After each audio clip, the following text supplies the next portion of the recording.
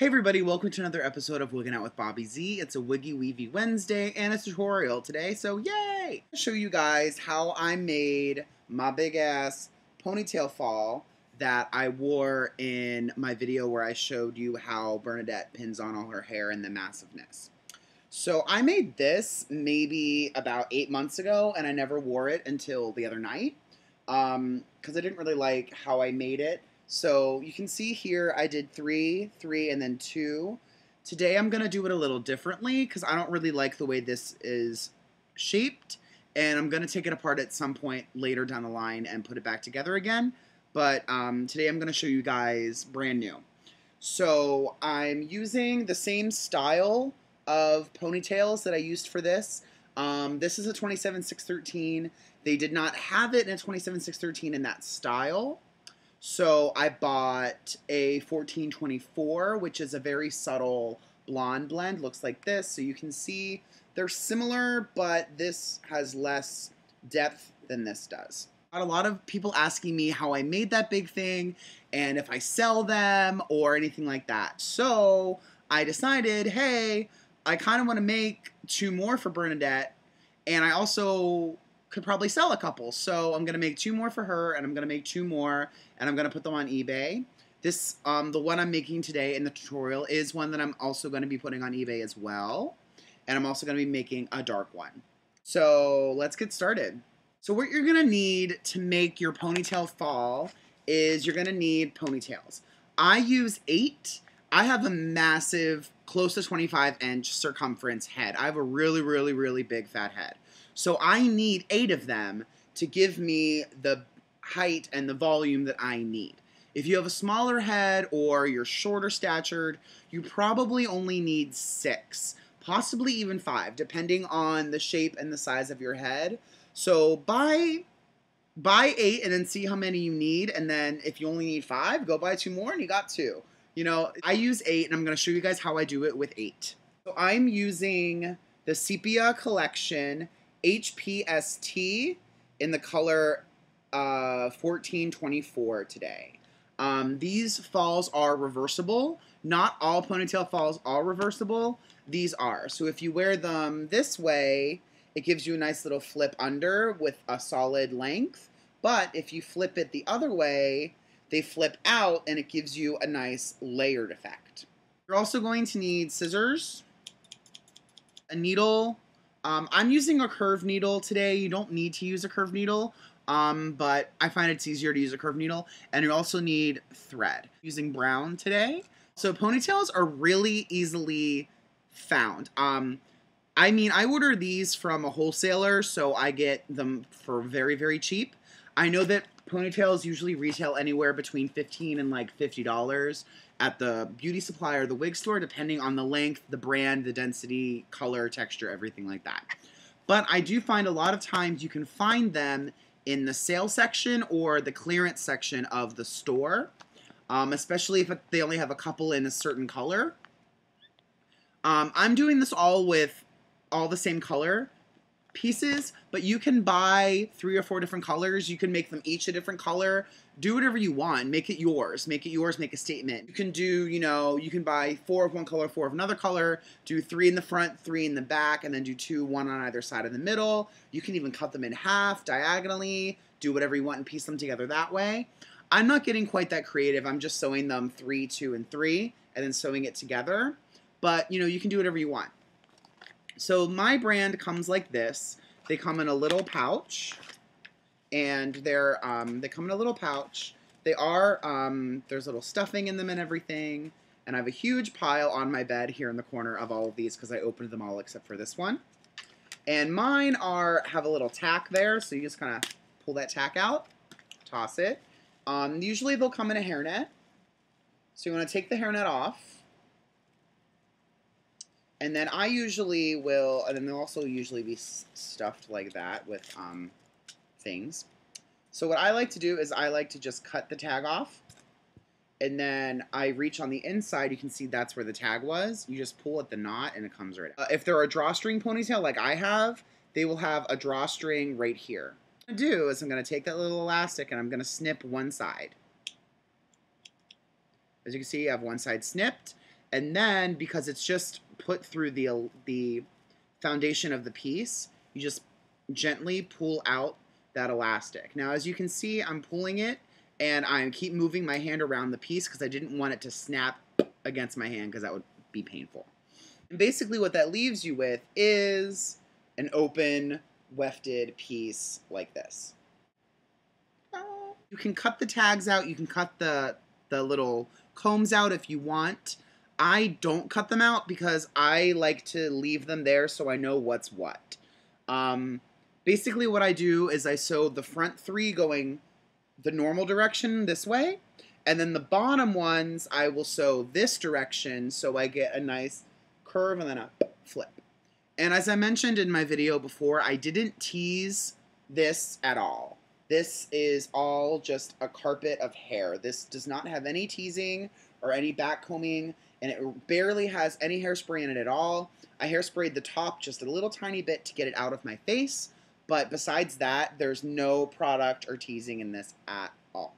I like to make it about as far as my arm will reach. A good way to figure that out is when you're unraveling your thread, hold the end of the thread in one hand, take the spool in the other, stretch your arms all the way out once, and then grab the thread where you left off here, and then stretch it out from, hold it at your shoulder and stretch out your arm once more. Don't do it twice like this because you're going to end up with a crap ton of thread, and if you do it once and then shoulder, it'll be the perfect length for you to reach up perfectly and then come back in. People tell me all the time that I use too much thread when I sew, and I tell them to suck it. So, I'm going to put my camera down a little bit, and as you can see, I'm sitting on my bed with my Broadway Backwards Musical Celebration shirt on today, because my table isn't clean, and I didn't feel like cleaning it off while I made this video. Nobody got time for that. So you're going to take your first 2 pieces. So as you see, they are the same piece, and you can sew them together. I like to do them edge to edge first, and I like to make my rows and then sew my rows together. You can do whatever you want. So you're going to want to take your 2 pieces and you're going to want to line up the corners of them. As you can see here, I have them lined up. And then I'm going to do my standard stitch, which I always thought was called like a traveling stitch or a train stitch, but my good friend Riona, hey girl, how you doing? We need to go see Kinky Boots. When are we going to do that? I don't know. Oh, she told me that this is called a blanket stitch.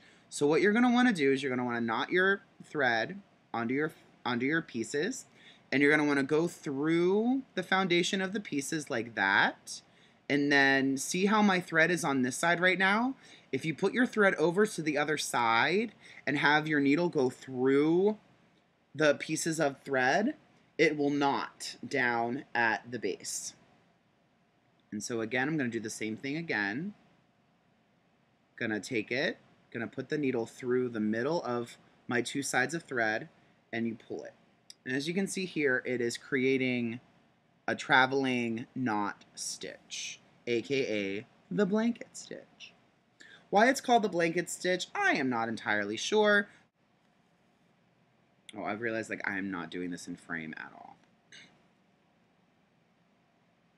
So just keep going up, sewing it together, and then I'm about to reach that top corner. These can be a little tricky sometimes because they're usually not a perfect square. Usually the corners are rounded, and it can make it a little awkward to try to figure out where you should stop sewing. But if you look at them, you can see that they come in a little bit. So I'm going to stop sewing right here where that corner edge is. So then while I'm at the top, I'm going to go over and do like 3 or 4 just in one place, just to tighten that off. And then I'm going to go back down along the same side that I already did. I've reached the end of this piece, so I'm going to tie it off. Basically, I just tie them off by doing a stitch in the same place over and over and over and over again. And that's how I tie them off. You want to take your scissors and just do a little. So these are going to be the middle portion of my piece, and I'm going to put a 3 and 3 on the top and on the bottom. So rather than having you guys watch me sew all of those pieces together, I'm actually going to cut, and I'm going to come back when I have my 3 panels done, and then I'll show you guys how I whip stitch them together. So I'm back. Was watching some Bette Midler on YouTube, had a customer come over, it was great. So them all together, so I have 2 that are 3 pieces and 1 that is 2 piece. I made sure that they're going in the same direction, so that's why I didn't cut the tags out. And so what you want to do is you want to figure out what you're doing with it. So these falls are reversible. Not all falls are, but I'm sure that they would look different if you put them upside down. So, you know, even if it says it's not reversible, you know, you can put it on reversed. You can put it on sideways like that if you want it to flip off your face, or this way if you want it to flip in like a crazy, you know, whatever. You can easily customize the way that these things look by turning them different ways. I'm just going to be a basic bitch, and I'm going to put 1, 2, 3 on top, 2 in the middle, and then 3 on the bottom, and then I'm going to stitch that all together just so that I get a nice solid volume on top and then a flip on the end. I'm going to take my 2 piece and I'm going to turn it upside down so that it has this nice flip. And what I'm going to do is I'm going to sew them together like that. You're going to hold them together and you're going to see where the combs on the 2 piece line up with the seams on the 3 piece, and that's where you want to sew them together. You're also going to notice it's going to be a kind of a weird shape when you get into doing that because you're going to have a seam against solid. It's going to be kind of weird, but just make sure that you get the corner where the 3 of them meet really, really, really good. That's where you should always finish your knots. Start at the outside and go in and finish your knots in the joint. And I'm going to do that, and I'm going to show you guys in a second. Okay, so as you can see, I have now stitched it together. I didn't stitch it all the way together on these corner pieces right here because what I'm going to do after it's all sewn together is I'm going to fold these edges in and sew it. So you need to leave a little bit of mobility there so that you can easily contour it later. I'm going to sew the 3rd row now, again, upside down, right there. Now you can see that they are the 8 of them sewn together, and I also still have my thread attached. Basically now what you're going to do is you're going to turn it like this to its side, and you're going to fold these 2 ends together. You're going to stitch them together exactly the same way you stitched them together over here. So you're going to make your corner, and you're going to sew down. Okay, so see, now what I'm doing is I'm going to sew the edges together. I already did this side. As you can see here, it's sewn together, and this side is not. Again, this is the front of the wig here. These 3 pieces across the top. 1, 2, 3. And then this is the other side. So now you're going to sew it together, and you're going to make a round shape, and you're doing it inside out, and then you'll turn it right side out and it'll be fine. It's just so much easier to sew when you sew inside out. A lot of times what I'll do is to get this started, I will fold it, and you can see this is the middle, bottom, top. So I'll take the bottom and the top like this, and I'll tie that off as my knot. So you can see here that the middle section is still free, but the bottom and the top portions are latched. Then what you're going to do is you're going to take that and you're going to stitch it to the middle of this piece right here. The 3 pieces in the front and the 3 pieces in the back are coming together like this with the 2 pieces in the top. So you want to make it this kind of shape. Do a couple stitches to hold it in place, and then stitch down each side and back. Because I just find that if you do it twice, it makes it much sturdier.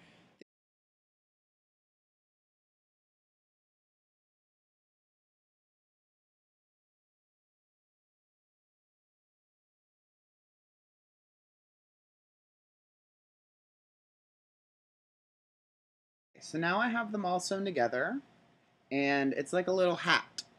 So then what you want to do is just want to turn it inside out. And then you have a crap ton of hair.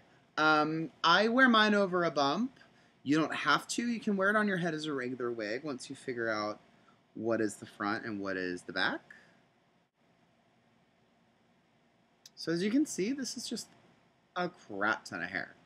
You can wear it over a bump. You can just wear it flat on your head like I have it right now. And it is a little loose up here. As you can see, there's a lot of space. But I would wear it over a bump, personally. But, yeah. So that's how you make a ponytail wig. You also can tease them. You can add a rooted front, root it all the way around if you want. Doesn't really matter what you want to do with it. I like to wear them as a fall, so I wear them back here, and I wear them over a bump. So I don't even really style mine. I just let them flow like this because I like the fact that they move. So, but you can always, you can tease them really big. You can tease it really big. You can leave it long. You can do whatever you want. My hair is great. So I have 2 of these girls done. This is all I'm putting up on eBay right now, just one of each. This is the 1424, and this is a 430. You can't really see the highlights in it, but it's gorgeous. It's like a dark brown with some auburn in it, and this one's just a very nice golden blonde. They're both going to be up for auction on eBay. My eBay shop link is down below, and you'll be able to tell which part is the back because I sewed a little yellow bow in the back center piece of each of these. It's not quite at the bottom because I didn't want it to show if you wore it backwards, but it's right there. And I also did this so you could figure out which way you could wear it because they're reversible. You can wear it this way and you'll have a lot of flip on the bottom and a little body on the top. You can flip it around and wear the back and the front and you'll have a lot of body and a little bit of flip. And you can always also wear it sideways. And, you could have it blow off your face, and you can have the back flip. Or you could wear it opposite the other way. You can wear them over a bump. You can wear them flat on your head. You can wear them with a bump on your head. You can wear them like I do with a lace front, and then a bump, and then the wig on top, layering, stacking, all of that. But yes, these 2 girls will be up for auction in my eBay shop. The link is in the box. So please subscribe, comment, check me out, email me. Follow me on Instagram and Twitter and like my Facebook page and all of those fun things. And I'll see you guys next week. Thanks for watching. Have a good one.